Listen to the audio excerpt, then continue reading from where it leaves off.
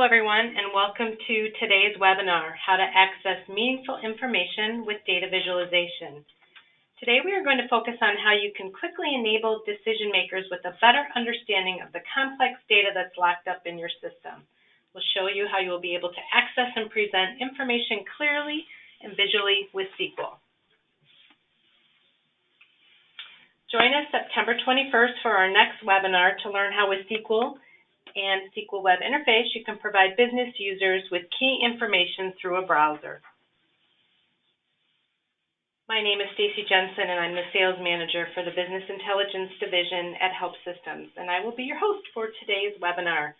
Today we have our BI expert, Mike Stegman, joining us. Mike is a Senior Data Access Consultant with Help Systems. He's been working with SQL for over 15 years and has worked on the IBM I since its inception in 1988. How are you today, Mike? I'm doing real good, Stacy. Thank you. A little housekeeping about today's session. If you have questions during this session, use the chat feature to send your message. You can reach that chat option by clicking on the orange arrow at the top right-hand side of the screen. We will address those questions during our Q&A at the conclusion of the webinar. I'm also recording the webinar, so we'll follow up with the link to the recording in a day or two. So let's go ahead and get started, Mike. All right. I'm going to start off with a polling question. So I'm going to launch a polling question for you all here. What tools do you currently use? We've asked this one before. This is a third in a series of that we've done here recently about accessing your data, building views, and then this one's going to be about visualizing the data. But we still want to know kind of, a little bit about where everybody's coming from, where's the audience at, etc. So give a few minutes here for y'all to answer this. I can see the results coming in. Excellent. Y'all are paying attention. I love it. I like it when an audience pays attention and listens. So just a couple of seconds more here, and then we'll close out this poll. There'll be one more question, just kind of to see here. But excellent. Oh, good results. Good results. Excellent. All right. I'm going to close out the poll here, so we'll make sure that you get your votes in there at the end. Important to vote. Okay. So now I'm going to share the results with everyone, just kind of to see. So we got good results here. We got 50% using SQL. Yay. Still some using programming and query, and then SQL. All right. Excellent. One more quick question here for everyone, and then we'll get into our presentation. So again, got to get used to new tool that we're using here. So give me a few moments. There we go. If data visualization is on your roadmap for this year and beyond, I guess we could say, who's your audience? And again, click all that apply. Okay, so if you're here for data visualization, you want to see some information, who is it for? Is it C-level folks who are asking and, the information coming down from them? Is it, someone in accounting? That's my background. I'm a bean counter at heart to kind of know, where everybody's at. So again, I'll give just a couple more seconds here, a couple more moments for y'all to make some answers. Looking for the percentage similar to previous one. So excellent. Thank you. Nice. Good to see. All right. I'm going to close this one out then. Beautiful. And share this one. Awesome. So management team. Yeah, that's pretty, I would expect that one. C-levels, sales, accounting is right up there, number 2. All right, go accounting. And then others. Excellent. Well, we appreciate your information here. And so now I'm going to close those back out and continue on with our presentation. All right. How would the world be today if only, right? How many times we hear that, if only, right? Biggest word in the dictionary, if. Let you guys read these. It's kind of interesting, I think, anyway. A lot of us look at events with hindsight. Many of us make judgment based on the facts that we know today, but probably were unknown at the time. No one has a crystal ball to tell the future. Good business women and men are praised when their decisions turn out to be great? And who can say when a market will decline or a stock will rise? Who knew a product will be a big seller? Were they guessing, or were they using timely information along with their business acumen and experience to make decisions that turned a company into a corporate juggernaut? The point here is, in business, current, accurate information can lead to success, and presentation and use of that information is what guides decision makers to make good choices. And if you're concerned about any of these here, if you're interested in any of those, our good friend Google can tell you a little bit more about them. Or you can just email me when we're all said and done. Here's our agenda for what we're going to cover today. Using key performance indicators in dashboards, using SQL client tables, and how users can access data with an Excel add-in. And finally, I'll end up with a brief SQL demonstration. So how does SQL make your KPIs accessible? To borrow from Elizabeth Barrett Browning, let me count the ways. 1, 2, no, not really. I'm not going to count them all. There are many ways. There are many variables presenting key information. First of all, what is your KPI? SQL can be used to create complex queries or views, as you have seen in the first 2 sessions of this series. And if you missed them, the recordings are available on the website. Often, you need to calculate the key information. What is important to you? What indicators? Is it net income, cash flow, AR aging, order processing efficiency? Are you tracking orders, profitability per order, customers, profitability per customer? A lot of times customers might have a holdback, so you need to calculate things a little bit differently. And if you're in the medical field, as you see on this slide here, are you tracking to see what patients or cases by diagnosis or some demographics, some of this information here from medical data? You're a manager or a hands-on executive. Do you need to see certain numbers, income, net income, AR? But you also want to see the data and be able to drill into details. Since SQL dashboards are customizable, to borrow from Burger King, you can have it your way. So you can drill down into the data. You can see the data. You can click on buttons to take you to other information. And if you're maybe a CFO and you want to monitor some accounting data, and perhaps buttons that'll take you to other dashboards with more data. Again, KPIs, build the views, present the view in a dashboard, present those KPIs, and summarize them the way you see fit, graphs, gauges, etc. Do you want to have a dashboard that refreshes every, 5 minutes or so on a large monitor for everyone in the plant to see what's going on? Dashboards have a variety of uses. Some of our trucking companies have dispatchers who have the trucking information on dashboards that just sit there and refresh. If the data has changed when the dashboard refreshes, the data obviously changes if it's graphed, gauged, or just listed data. Now we're going to jump real quick to client tables. Now, simply looking at the data is good a lot of the time. It gives you a peek at the current status, but often users need to look at data differently to identify more of what's going on. Now, tables, as you may know, are called denormalized looks at the data. So instead of simply rows and columns, kind of flipped around. It's like grouping your view results. Tables can provide different looks at the data. SQL client tables can go even farther by allowing the user to filter the displayed results, pivot the data into or out of the rows and columns to adjust the granularity.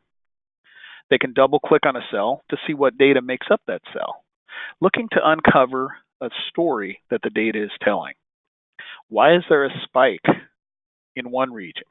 Is it only one product that's selling more in one region? Why are the shipping costs so high from the California warehouse? Revenues are up, but is its rise related to one customer or one product? We'll see more how the client table works in the demo. This is the same client table. I'm going to go back a little bit here. This client table you're seeing here have the fields going across the top in my data. This is presented in summary format, right? This is the same client table as the previous one. All I did was expand all of the data. So I have 3 fields on the left, and I also included a third column at the top, territory, to get a little more detail, a little more level of granularity. Okay, so that's kind of what you can do with the client table. And like I said, we're going to see more about that in the demo. So about the Excel add-in.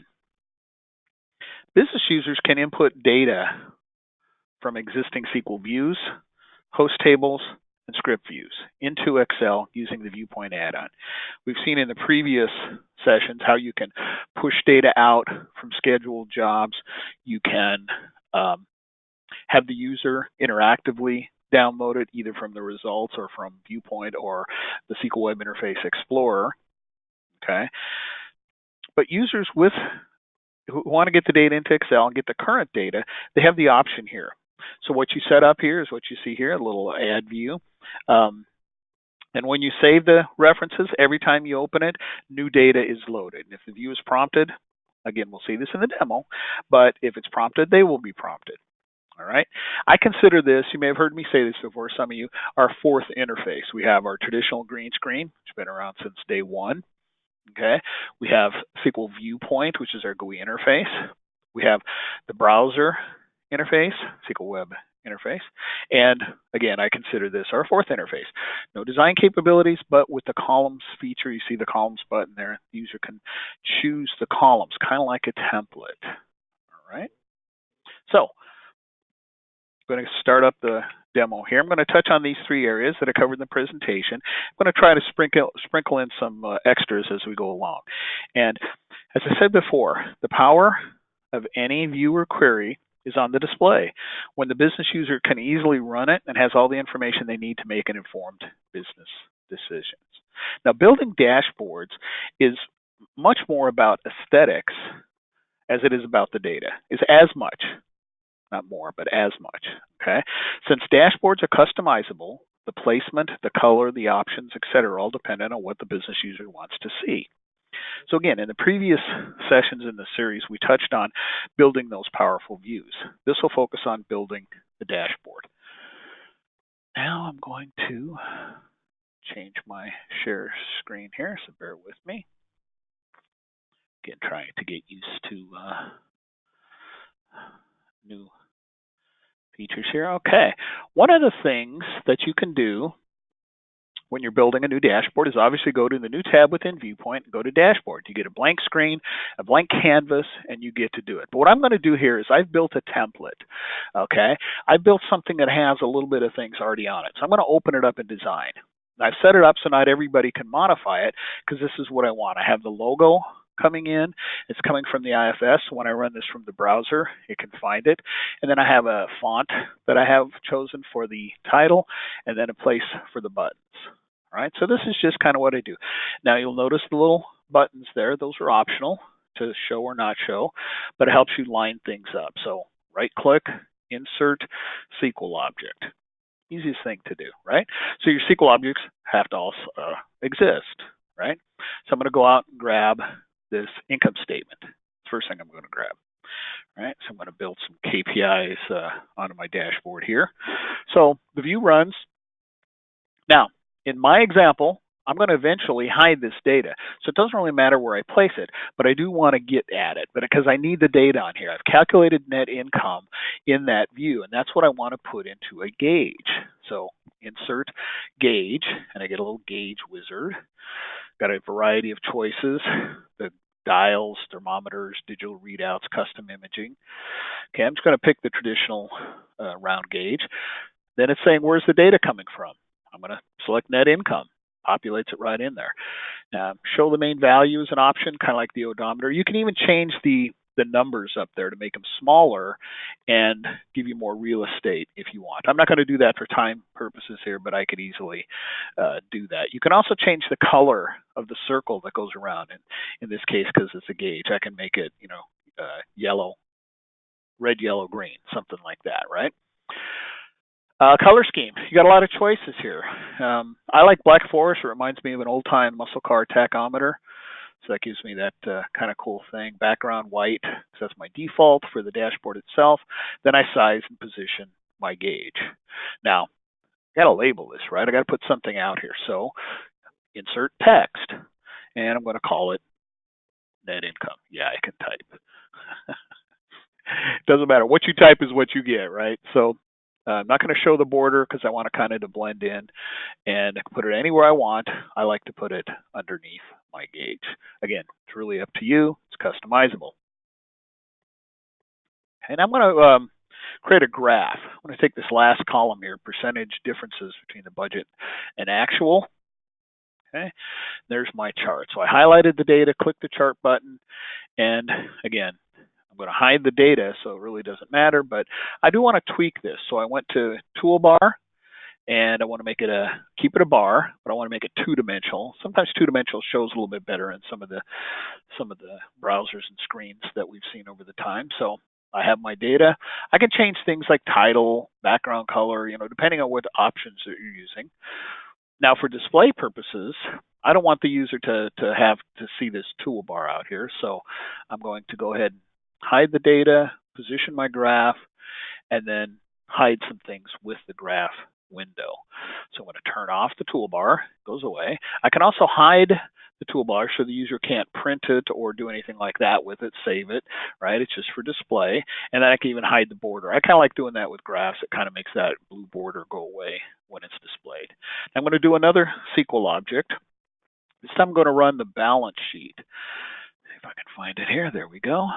Now the balance sheet I'm using because I want to I want to put in a gauge the accounts receivable. And I already have it calculated within my balance sheet. Now, do I had to do it this way? Probably, several different ways. You have several different options.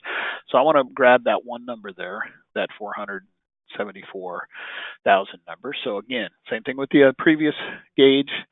Insert gauge, choose your gauge style. I want to keep it consistent. Where's the data coming from? I pick the cell that it's coming from. There's my gauge. Again, I can do a min and a max to move the dial a little bit and create some real estate by making those numbers smaller, picking the formats, and then again, labeling it.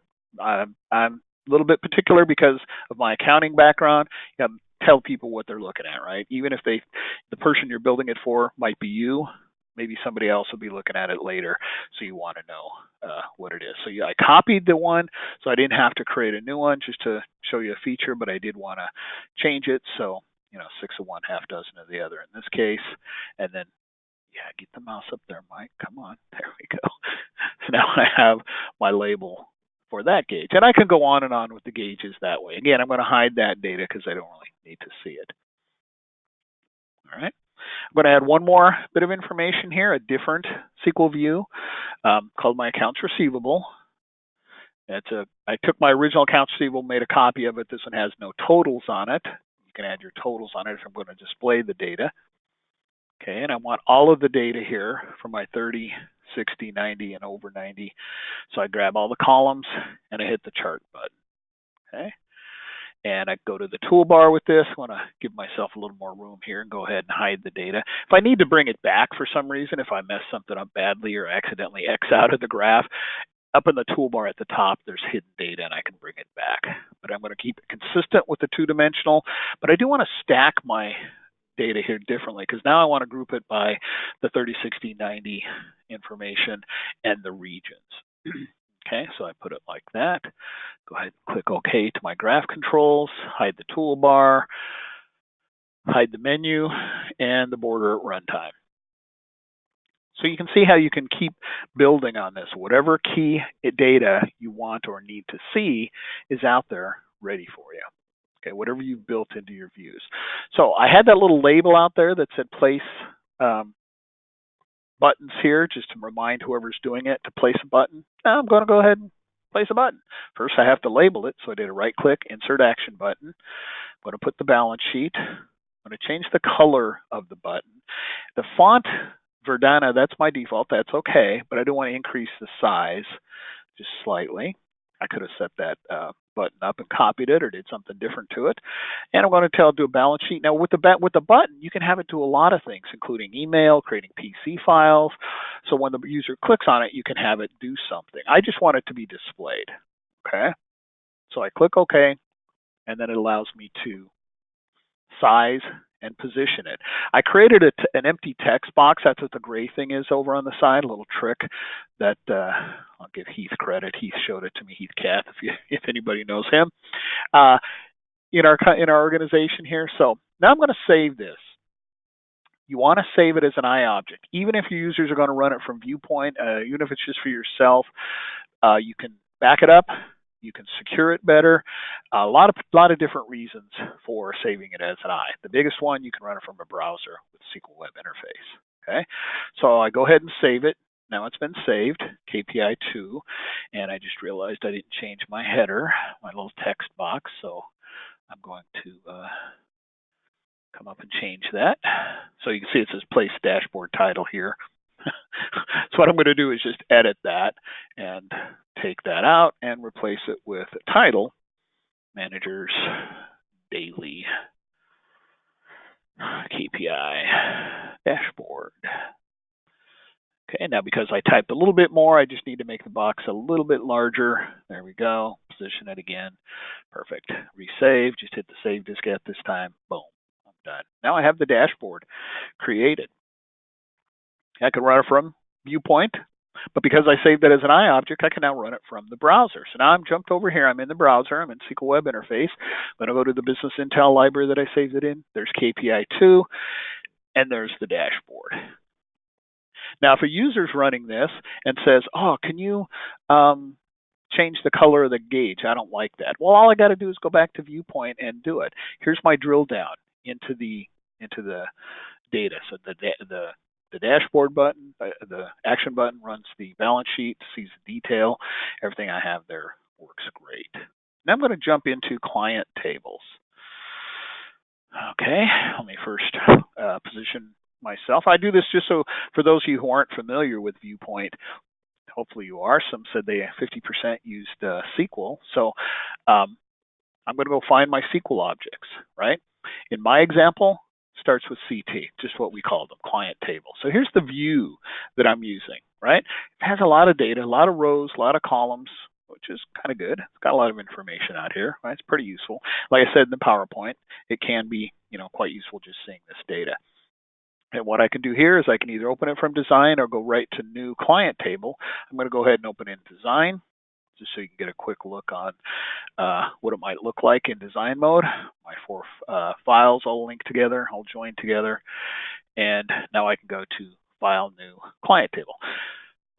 Host table and client table, similar wizard. So title, which fields do you want as the rows? So I'm going to grab the ones I used in my example. Line, family, category. Next, columns. What am I going to put in the columns out over here? I'm going to grab the region and country. Put them out there.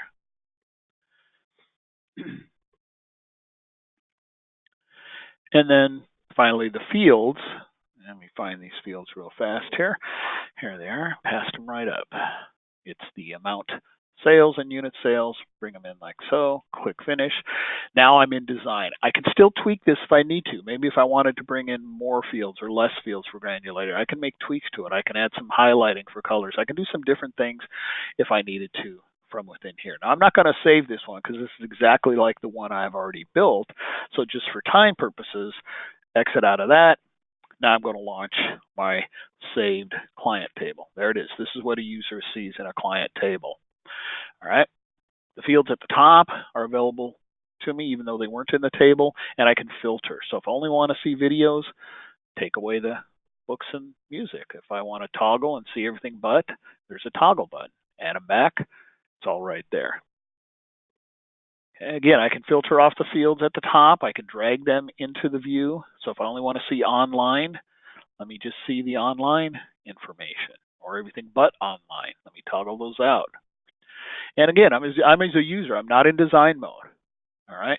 And I can do this from the browser as well. So I'll show in just a moment here.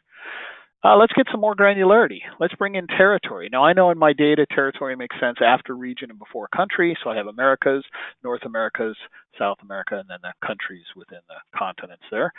And then let's take out product category and bring in the store type. And then I see that there's $1 million in computer and internet books from franchisees. Double click on the cell and it runs the view underneath to see all the data. And I can export that to Excel if I choose.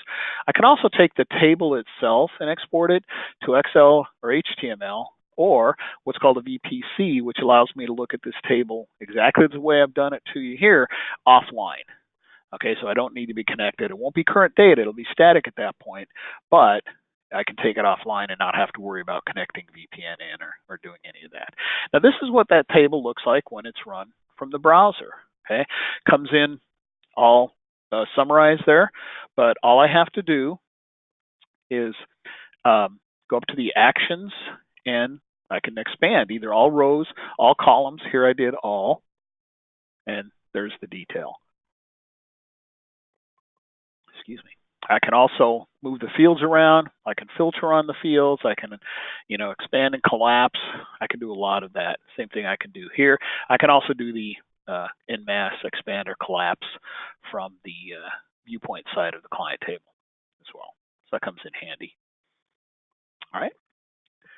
Now, how about take a look at Excel? The Excel add-in. We've seen over the series of webinars, you can schedule the jobs, push data out, you can have buttons that can create the files, you can do all this kind of stuff. But now with the Excel add-in for Viewpoint, what the user can do is open up Excel, and if Viewpoint's installed and the add-in's installed, they get up at the top a tab for Viewpoint. And this is the screen that I showed in the PowerPoint, is the Add View. So I click on the Add View, it goes to my default system, goes to my library, go into my sample library, SEQ demo. Now I can browse that library, okay, and go to the view that I want to see. I'm going to go to CT View. Now this is the view that I had used for the client table, right? If you remember that, could be any view. I just happened to grab this one, okay? So it's just fresh in my mind. Columns.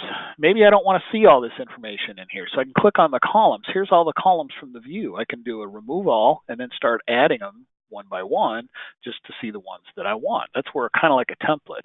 And if I keep the refresh data turned on, if I save this and reopen it, it's going to ask if I want to reopen and get fresh data, if I want to refresh the data. And I'll show you an example of that in just a second. So here's now all my data. It's in Excel's world now. Anything I want to do in Excel, I can, and I'm ready to go. So here's my example that I already have saved. Okay, so I click on my Excel workbook. It's asking me, do you want to refresh the data? And I click yes. I want to go out and refresh it. Now in my example, I have three sheets, 3 tabs, one called orders, one called AR with graph, and one called Cuss List P. So they're going out and it's running those.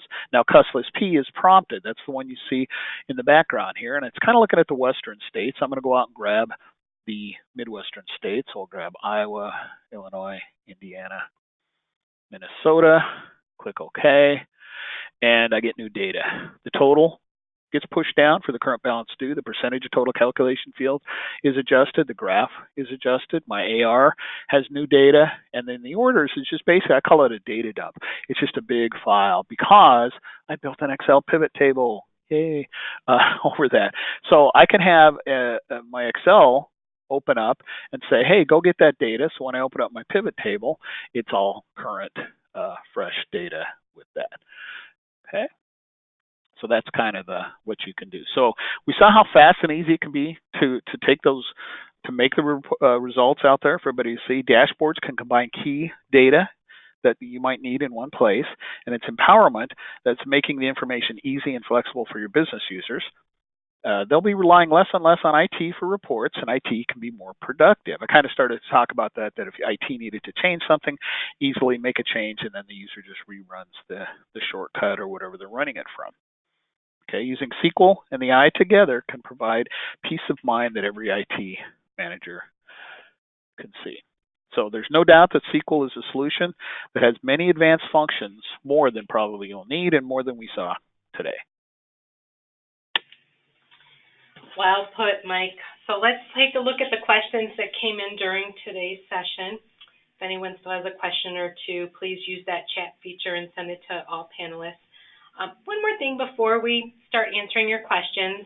If you're still not sure if SQL might be a good fit for your organization, we do offer a trial, and we would be happy to work with you on that. Just feel free to reach out to Mike or myself, and we'll get started on that. Mike, let's go ahead and take a look at those questions. All right, let's take a look at what we can see.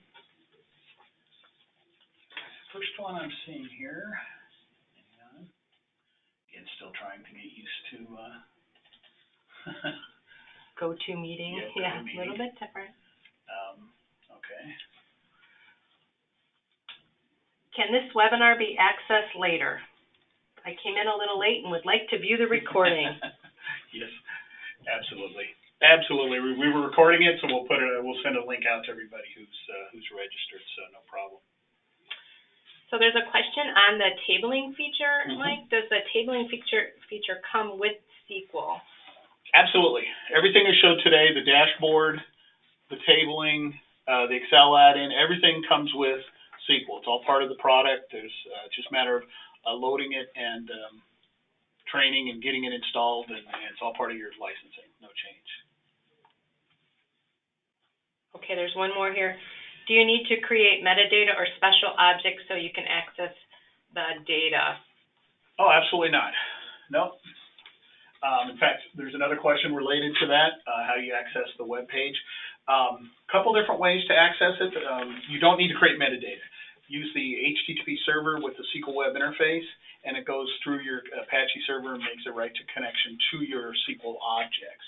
Now, the client table I did have to run from a SQL web server, which doesn't get set up upon install, but it's really easy to do. I've actually done it, and I don't consider myself extremely technical, and if I can do it, other people can do it. So there's no metadata to access it from a browser. It's the data that's on the eye. It's your current data. It's just a matter of your connection. So install, upgrade, you have your Apache server, slight little install, and you have your SQL web server. Great. I think that's it for our questions today. Yep. So thanks, Mike. That was a nice job on the demonstration and the PowerPoint. We appreciate that information. Thanks, everyone, for joining us today.